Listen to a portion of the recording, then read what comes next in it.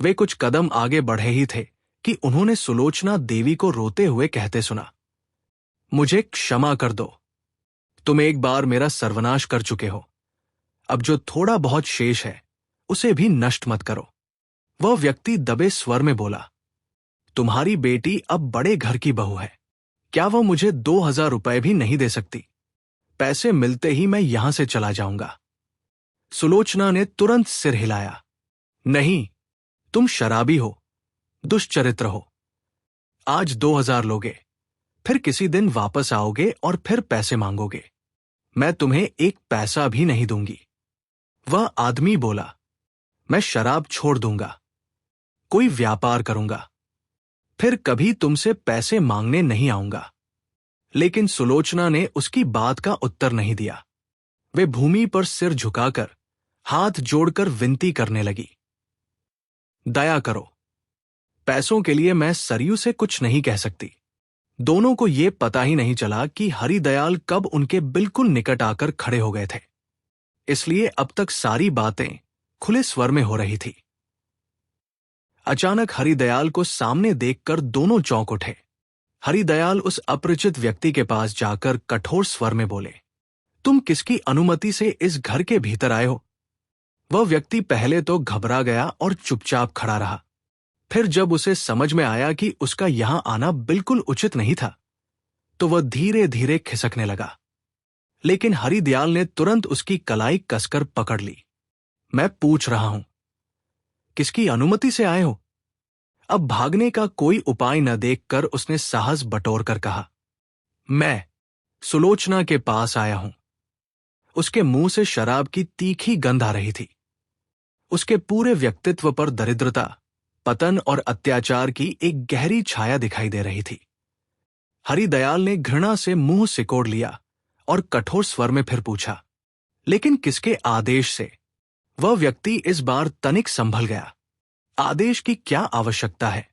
उसके चेहरे के भाव अचानक बदल गए, मानो उसे एकाएक याद आ गया हो कि इस घर पर उसका भी कोई अधिकार या दावा है। हरिदयाल ये उत्तर सुनकर अत्यंत क्रोधित हो उठे। उन्होंने ऊंचे स्वर में कहा, अरे बदमाश, जानते हो मैं अभी तुम्हें जेल भिजवा सकता हूं। वो व्यंग्यपूर्ण मुस्कान के साथ बोला, जानता हूं। हरिदयाल का क्रोध और बढ़ गया।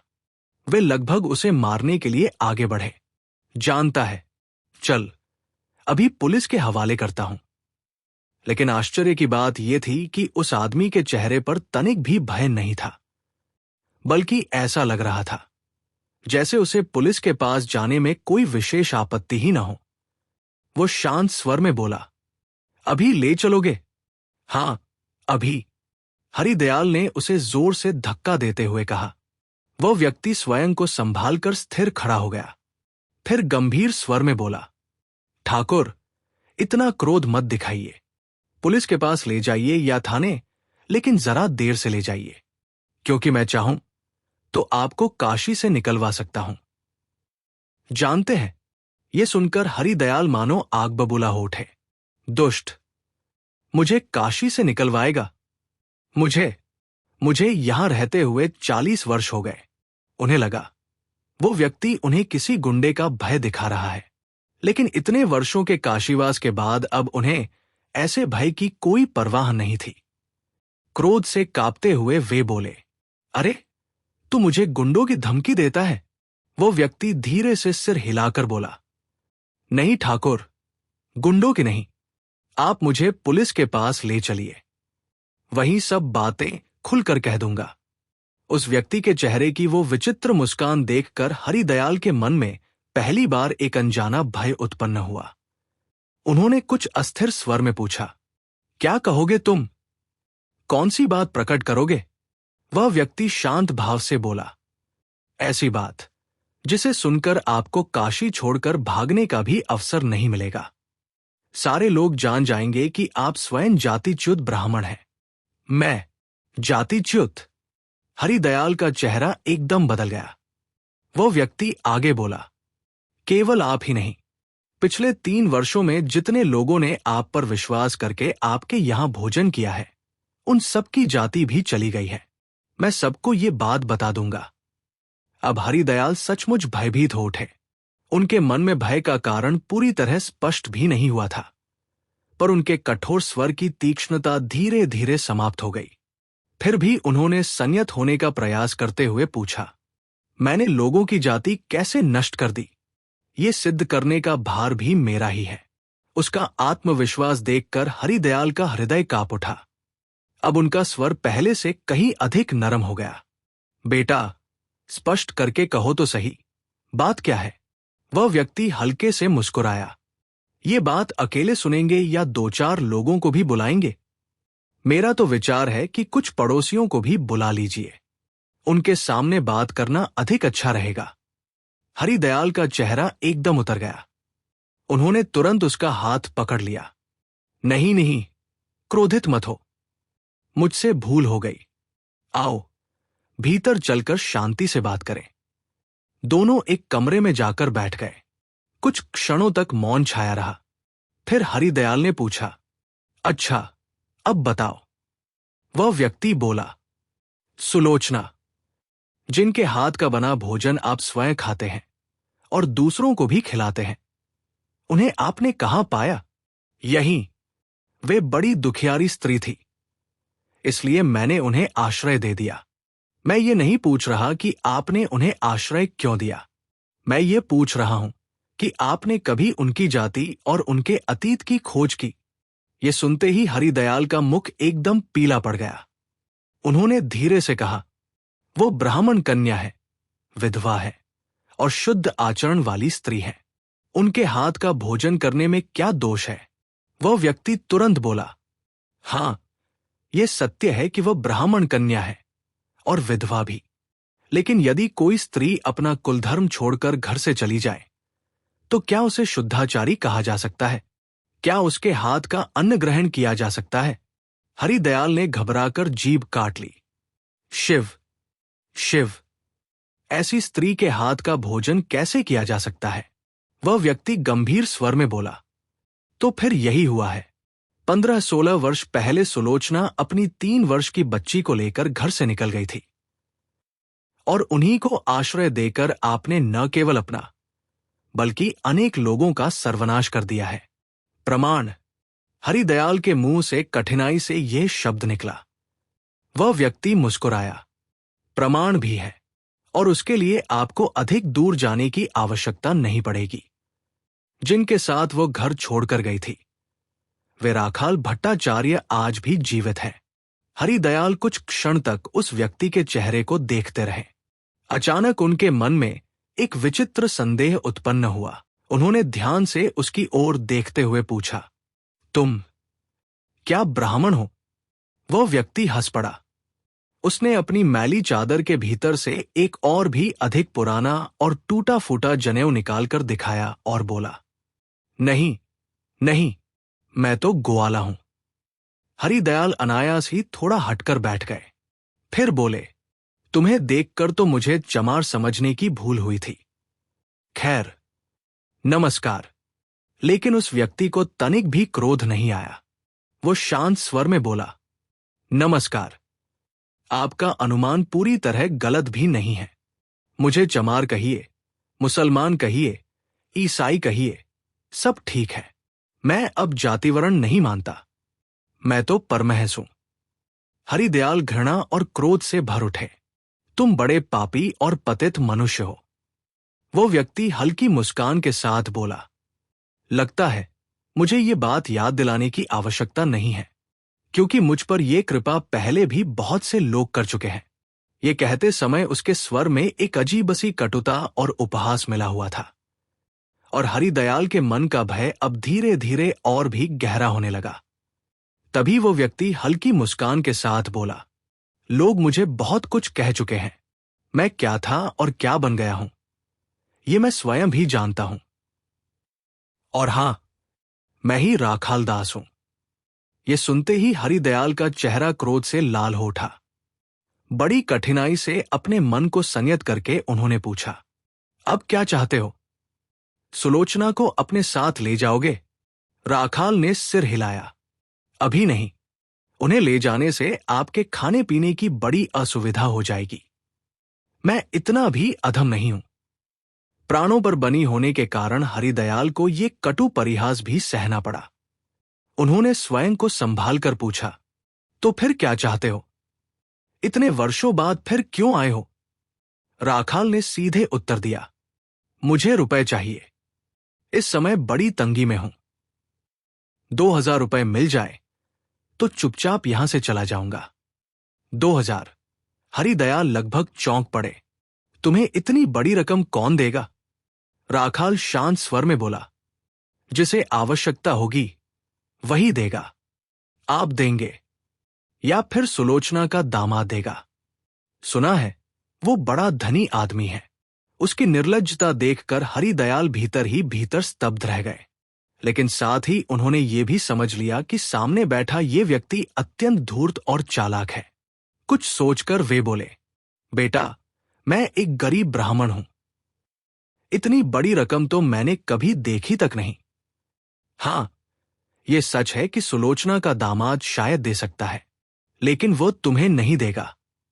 राखाल चुपचाप उनकी ओर देखने लगा। हरिदयाल आगे बोले, तुम उसे नहीं जानते।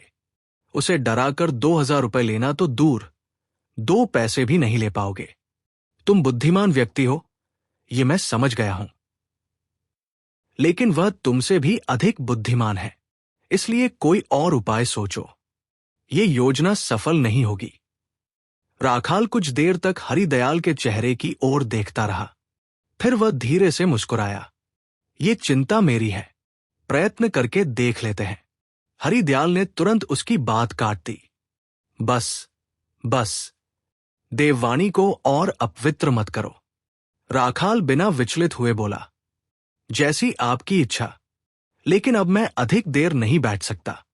हां, एक बात बताइए, उसका पता क्या है? किसका? सुलोचना के दामाद का। हरिदयाल ने तुरंत उत्तर दिया, ये बात सुलोचना से ही पूछ लो। राखाल हंस पड़ा। वो नहीं बताएगी, लेकिन आप अवश्य बताएंगे।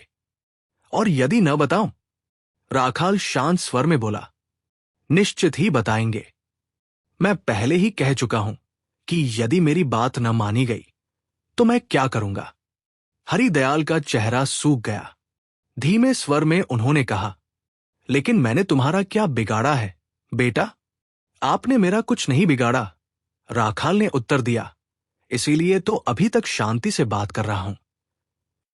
बस उनका नाम और पता बता दीजिए।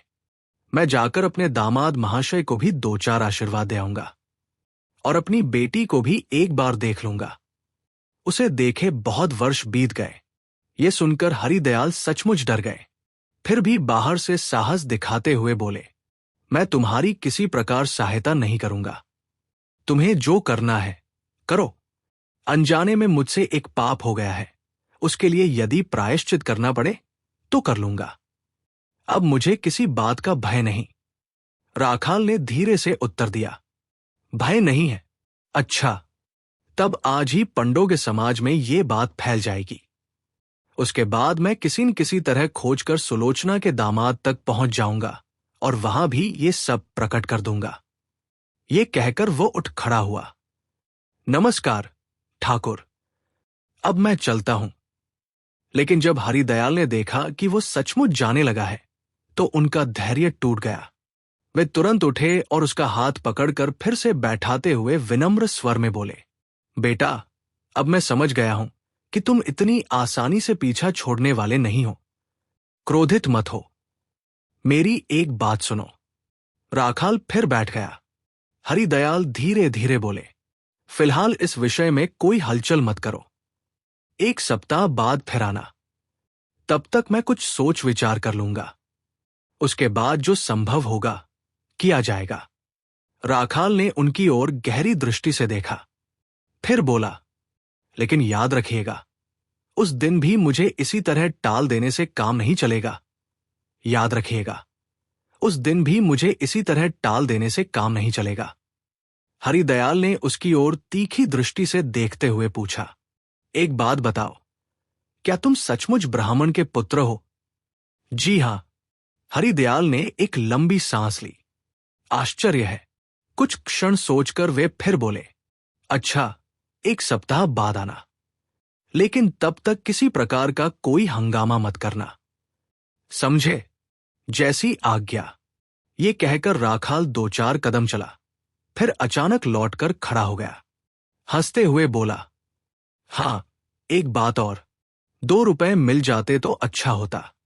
सच कहता हूं, मेरा बटुआ न जाने कहां खो गया है। ये कहते हुए वह अपने पीले दांत निकालकर हंसने लगा। हरिदयाल क्रोध से कांप उठे। उनसे उसकी ओर देखना भी कठिन हो गया। फिर भी उन्होंने चुपचाप 2 रुपए निकालकर उसके हाथ में रख दिए। राखाल ने रुपयों को जेब में रखा और निश्चिंत भाव से वहां से चला गया।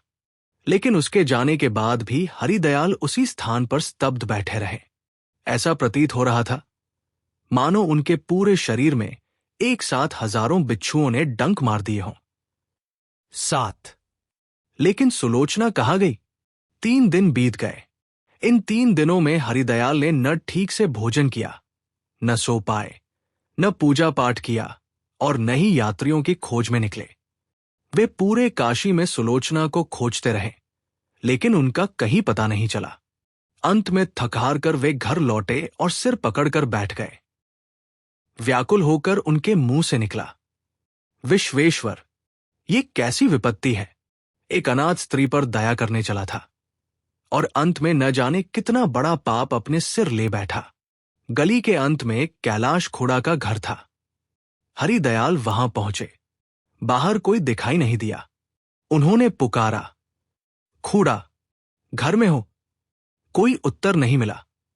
वे भीतर चले गए। अंदर जाकर देखा कि कैलाश दीपक के सामने बड़े मनोयोग से अकेले शतरंज की बिसात सजाए बैठे हैं। हरिदयाल को देखकर उन्होंने सिर उठाया। आइए बाबा जी, जरा ये चाल बचाइए तो। हरिदयाल के मन में झुंझलाहट भर उठी।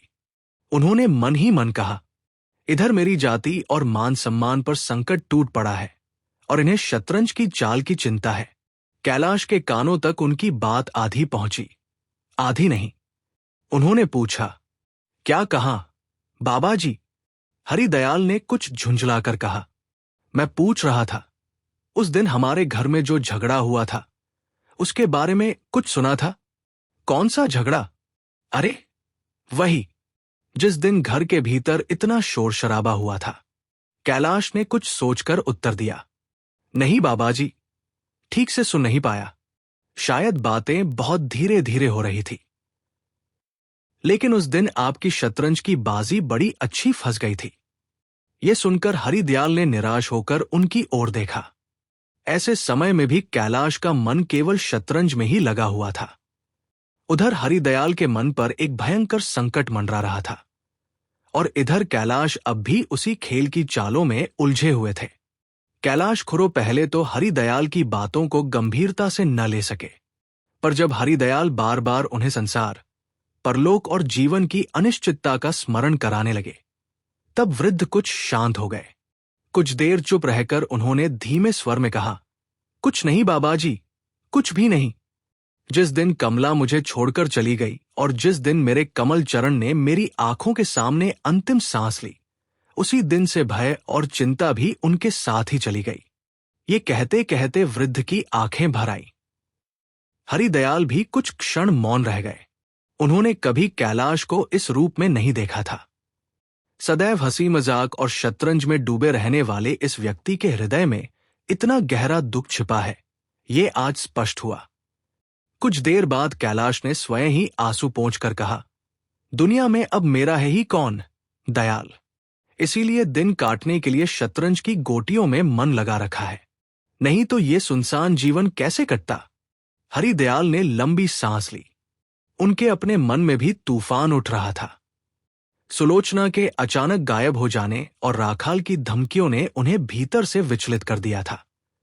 कैलाश ने इस बार ध्यान से उनके चेहरे की ओर देखकर पूछा, लेकिन बाबाजी, आज तुम्हारा चेहरा इतना उतरा हुआ क्यों है?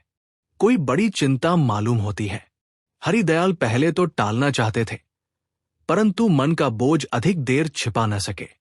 उन्होंने धीरे धीरे सारी घटना कह सुनाई। राखाल का आना, उसका धन मांगना, सुलोचना के अतीत का भेद खोल देने की धमकी और फिर सुलोचना का अचानक लापता हो जाना। सब सुनकर कैलाश कुछ देर तक स्तब्ध बैठे रहे, फिर गंभीर होकर बोले, बात सचमुच कठिन है बाबाजी।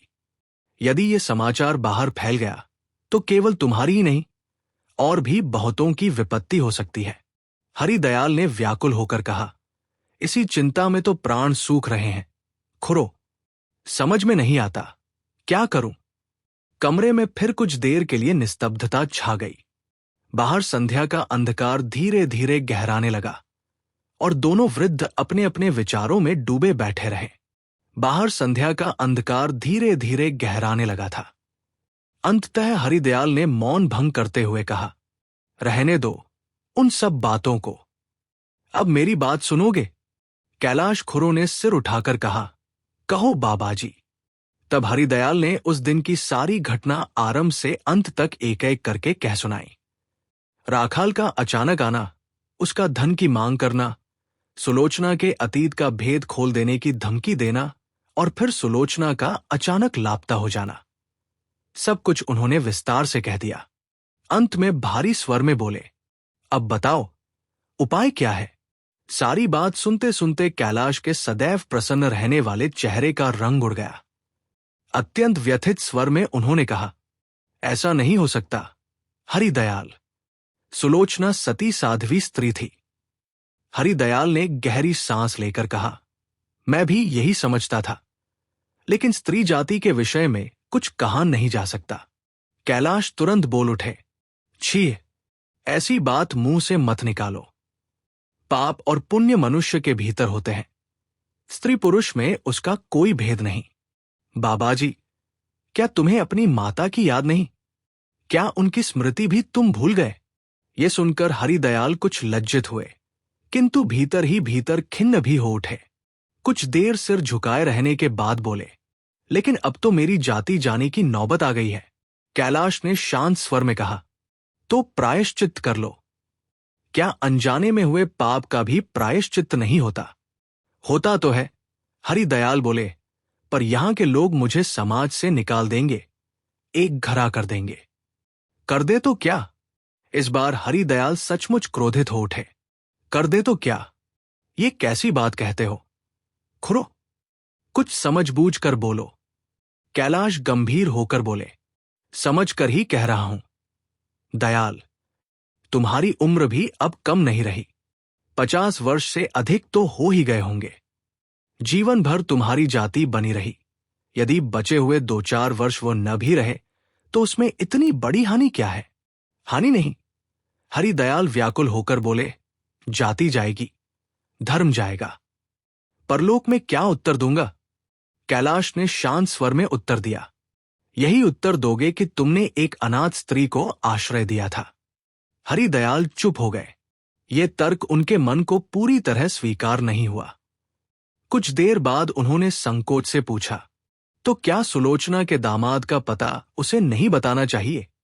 कदापि नहीं, कैलाश ने दृढ़ स्वर में कहा।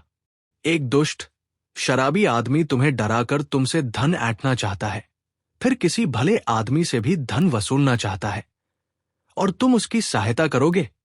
लेकिन यदि ऐसा न किया तो मेरा सब कुछ नष्ट हो जाएगा। कोई यजमान मेरे पास नहीं आएगा। मैं खाऊंगा क्या? कैलाश हल्की मुस्कान के साथ बोले, उसकी चिंता मत करो। सरकार बहादुर की कृपा से मुझे 20 रुपए पेंशन मिलती है। खुरो भतीजा उसी में गुजारा कर लेंगे। हम दोनों खाएंगे, शतरंज खेलेंगे और घर से बाहर निकलने की आवश्यकता भी नहीं पड़ेगी। बालक जैसी सरलता से कही गई ये बात सुनकर हरिदयाल अपनी चिंता के बीच भी हल्का सा मुस्कुरा उठे। खुरो, उन्होंने कहा, मेरा बोझ तुम क्यों उठाओगे, और मैं भी क्यों दूसरों के झगड़े में पड़कर अपनी जाति और धर्म खो दूं? उससे तो अच्छा है। कैलाश ने तुरंत उनकी बात काट दी। हां, उससे तो अच्छा यही होगा कि एक गरीब लड़की का नामता बता दिया जाए, उसका घर परिवार, उसका सम्मान, उसका वैवाहिक जीवन सब नष्ट कर दिया जाए, और बदले में इन बूढ़ी हड्डियों को श्मशान के सियार कुत्तों से बचा लिया जाए। फिर कुछ रुककर उन्होंने गंभीर स्वर में कहा, नहीं बाबाजी, ये मत करना। और सच कहूं इस विषय में सलाह लेने मेरे पास आकर भी तुमने अच्छा नहीं किया। कुछ क्षण बाद वे फिर बोले, फिर भी जब आ ही गए हो तो एक बात और कह दूं। ये काशी धाम है, मां अन्नपूर्णा का राज्य। यहां रहकर किसी सती स्त्री के पीछे पड़कर किसी का कभी भला नहीं हुआ। हरिदयाल कुछ क्रोधित होकर बोले, खुरो, क्या अब तुम मुझे शाप दे रहे हो? कैलाश ने शांत स्वर में उत्तर दिया, नहीं दयाल, शाप नहीं दे रहा। तुम लोग काशी के पंडे हो, हम लोगों के शाप से तुम्हारा कुछ नहीं बिगड़ेगा। लेकिन ऊपर जो न्याय करने वाला बैठा है, उसके न्याय से कोई नहीं बच सकता। हरिदयाल कोई उत्तर दिए बिना मुंह लटकाए वहां से उठकर चले गए। पीछे से कैलाश खुरो ने पुकारकर पूछा, बाबाजी, तो मेरी बात नहीं मानोगे? हरिदयाल ने बिना पीछे देखे उत्तर दिया, पागल की बात मानने जाऊंगा तो स्वयं भी पागल हो जाऊंगा। कैलाश चुप हो गए। कुछ देर तक वे वहीं बैठे रहे। फिर शतरंज की गोटियां समेटते हुए मन ही मन सोचने लगे, शायद हरिदयाल ही ठीक कहते हैं। उनके विचार इस संसार में चलने योग्य नहीं। मनुष्य मरता है तो लोग शोक प्रकट करने आते हैं, कोई बीमार पड़ता है तो लोग सेवा करने आते हैं, और उनके पास लोग केवल शतरंज खेलने आते हैं। इतने वर्षों में किसी ने कभी उनसे सलाह लेने की आवश्यकता नहीं समझी। फिर भी बहुत देर तक विचार करने के बाद भी वे ये समझ न सके कि सूर्य के प्रकाश की तरह स्पष्ट और स्फटिक के समान निर्मल बात लोगों की समझ में क्यों नहीं आती। उधर उसी रात बहुत सोच विचार करने के बाद हरिदयाल ने अपना निश्चय कर लिया। उन्होंने चंद्रनाथ के चाचा मणिशंकर को एक पत्र लिख भेजा, जिसमें साफ साफ लिख दिया कि चंद्रनाथ ने अपनी इच्छा से एक वेश्यापुत्री से विवाह कर उसे अपने घर में स्थान दिया है। हरिदयाल ने सारी बात विस्तार से लिखी थी, इसलिए मणिशंकर को समाचार की सत्यता पर संदेह नहीं हुआ। किंतु अब क्या करना चाहिए, ये वह समझ न सके। ये समाचार उनके लिए सुख का विषय हो या दुख का, इतना तो स्पष्ट था कि मामला अत्यंत गंभीर है। इतना बड़ा बोझ अकेले सहना उनके लिए कठिन हो गया।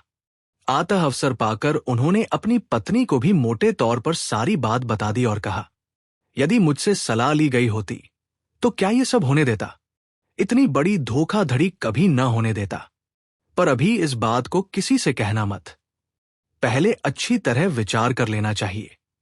परंतु स्त्रियां इतने धैर्य से कहां काम लेती हैं। जो बात 2-4 दिन तक गुप्त रहनी चाहिए थी, वो धीरे धीरे एक कान से दूसरे कान तक पहुंचने लगी और थोड़े ही समय में पूरे स्त्री समाज में फैल गई। उसी कारण लड़की देखने वाले दिन हरिबाला भय और चिंता से व्याकुल होकर सरयू से पूछने आई थी कि चंद्रनाथ उसे कितना प्रेम करते हैं। स्त्रियों ने सबसे पहले ये समझ लिया था कि सरयू का भविष्य अब केवल उसके पति के प्रेम की गहराई पर ही निर्भर है। घर घर, आंगन आंगन, धीमी आवाज में इसी विषय पर चर्चा होने लगी। सभी दबे स्वर में बातें करते, पर उनके चेहरों और आंखों से यह स्पष्ट झलकता था कि भीतर कहीं एक विचित्र, क्रूर उत्सुकता जाग उठी है। दुख प्रकट करने वाली बातें और लंबी सांसें तो थी, पर सबके मन में मानो ये छिपी हुई इच्छा भी थी कि सरयू के भाग्य का सितारा यदि डूबे तो वे अत्यंत करुण स्वर में हाय कह सकें और उस दुखद दृश्य को अपनी आंखों से देख सकें। पिछले 2 दिनों से पूरा स्त्री समाज किसी अनिष्ट की प्रतीक्षा में जैसे चुपचाप बैठा था। उत्सुकता और आशंका के कारण किसी को ठीक से नींद तक नहीं आती थी। धीरे धीरे 1 सप्ताह बीत गया। इन 7 दिनों में केवल धुआं ही उठता रहा, आग अभी तक भड़की नहीं थी। बात स्त्रियों के बीच किसी रुकी हुई धारा की तरह घूमती फिरती रही, परंतु खुले रूप में फूटकर बाहर नहीं आ सकी। पुरुषों के बीच भी ये चर्चा उठी, किंतु बहुत थोड़ी देर के लिए। उन्हें चंद्रनाथ की जाति और मर्यादा के अतिरिक्त संसार के और भी अनेक काम थे। गृहस्थी का भार उठाना पड़ता था।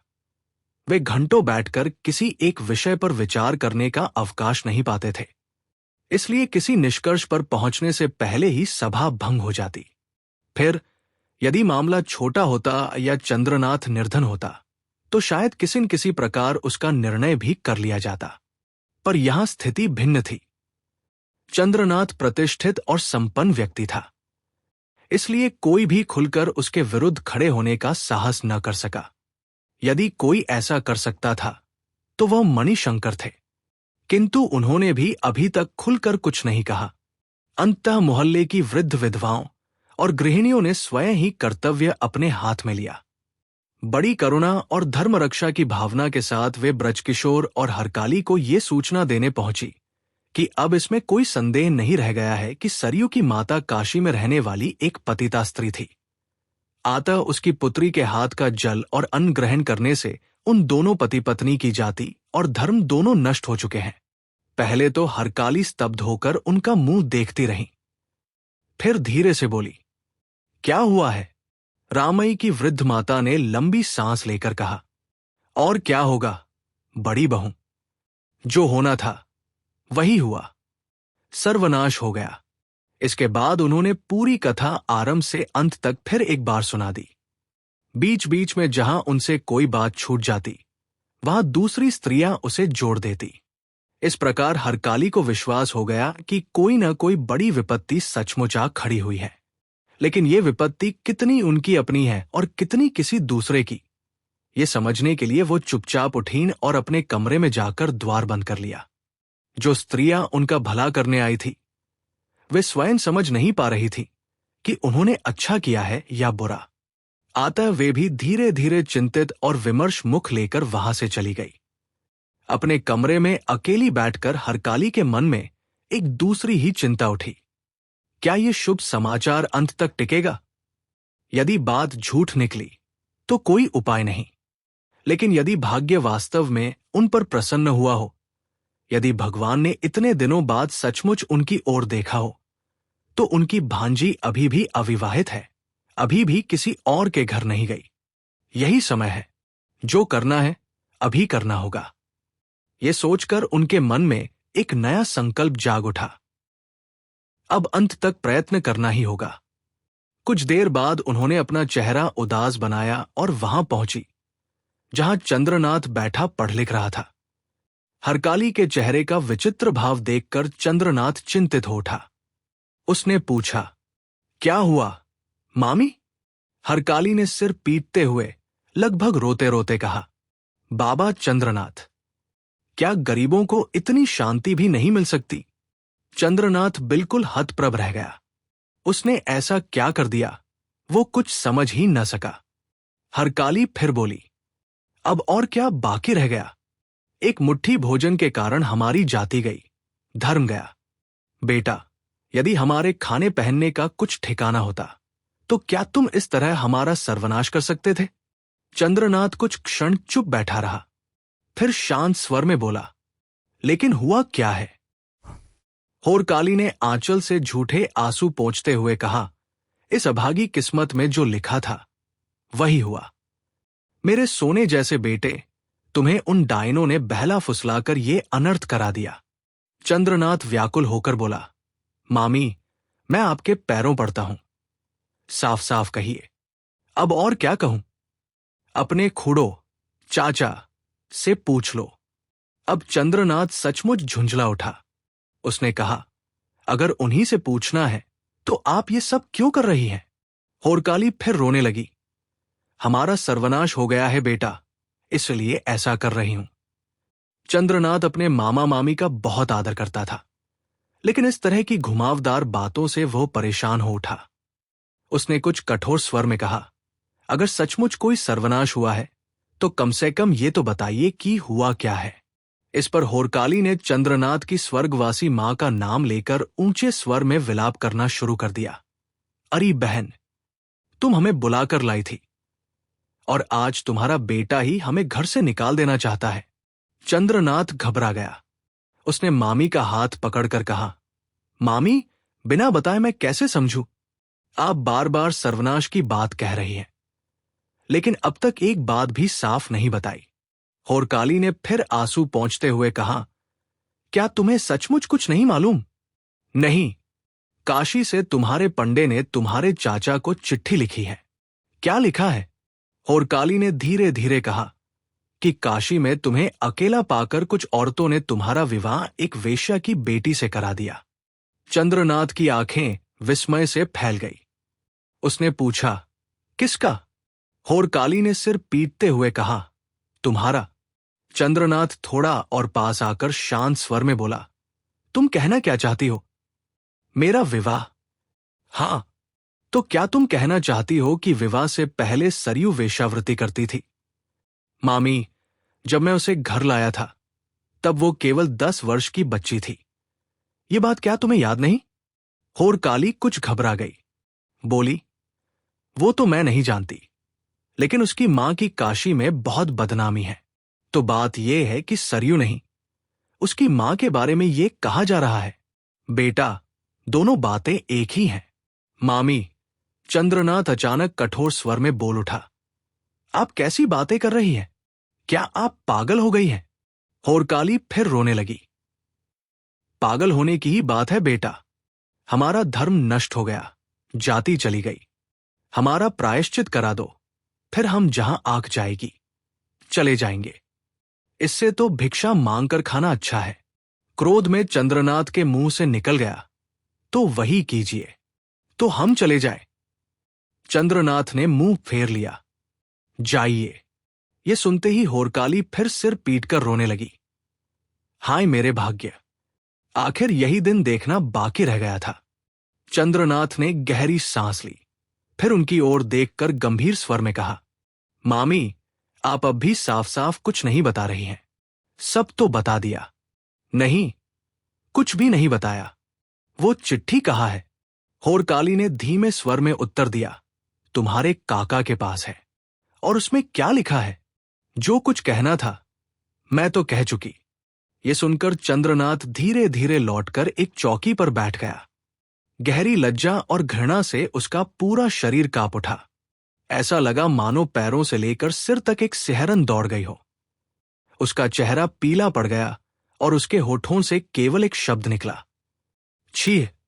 उसके चेहरे पर उस समय जो कठोरता और पीड़ा थी, उसे देखकर होरकाली स्वयं भी भयभीत हो उठी। उन्होंने ऐसा भयानक भाव किसी जीवित मनुष्य के चेहरे पर कभी नहीं देखा था।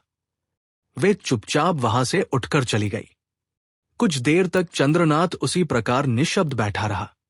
फिर वह उठकर सीधे अपने काका मणिशंकर के पास पहुंचा। गंभीर स्वर में उसने पूछा, वो चिट्ठी कहाँ है? मैं उसे देखना चाहता हूं। मणिशंकर ने बिना कुछ कहे अपना बक्सा खोला और उसमें से एक पत्र निकालकर उसके हाथ में दे दिया। चंद्रनाथ ने पूरे पत्र को एक बार नहीं बल्कि 2-2 बार ध्यान से पढ़ा। फिर शांत लेकिन कठोर स्वर में पूछा, प्रमाण? मणिशंकर ने कहा, राखाल दास स्वयं यहां आने वाला है। सिर्फ उसके कह देने से ही क्या यह बात सच मान ली जाए? ये मैं नहीं कह सकता। जो तुम्हें उचित लगे वही करना। चंद्रनाथ कुछ क्षण चुप रहा, फिर बोला, वह यहां क्यों आ रहा है? यह सब सिद्ध करके उसे क्या लाभ होगा? मणिशंकर ने धीरे से कहा, उसका लाभ तो चिट्ठी में ही लिखा है। वह 2000 रुपए चाहता है। चंद्रनाथ ने स्थिर दृष्टि से अपने काका की ओर देखा। उसके चेहरे पर एक विचित्र, कटु मुस्कान उभर आई। तो ये बात है, यदि ये सब गुप्त रहता तो वह मुझे डराकर पैसे ऐंठ सकता था, लेकिन अब उसकी वह आशा नष्ट हो गई। इस दृष्टि से तो आपने मेरा उपकार ही किया है, मेरे 2000 रुपए बचा दिए। ये सुनकर मणिशंकर लज्जा से सिर झुकाकर बैठ गए। उनके मन में आया कि कह दे, उन्होंने ये बात किसी से नहीं कही थी। पर अगले ही क्षण उन्हें याद आ गया कि अनजाने में उसी के कारण ये समाचार फैल गया। यदि वे अपनी पत्नी से ये बात न कहते तो शायद कोई भी इसे न जान पाता। वे चुपचाप सिर झुकाकर बैठे रहे। कुछ देर बाद चंद्रनाथ ने फिर कहा, ये गांव हमारा है, फिर भी एक दीन चरित्रहीन भिखारी मुझे अपमानित करने के लिए मेरे ही गांव, मेरे ही घर तक आने का साहस कर रहा है। उसने ये साहस कैसे किया, ये मैं आपसे नहीं पूछूंगा। वो कुछ क्षण रुका, फिर बहुत धीमे पर हृदय विदारक स्वर में बोला, लेकिन आज मैं आपसे एक बात अवश्य पूछता हूं। काका। उसकी आंखें सीधे मणिशंकर के चेहरे पर टिक गई। यदि मेरी मृत्यु हो जाए तो क्या आपको सुख होगा?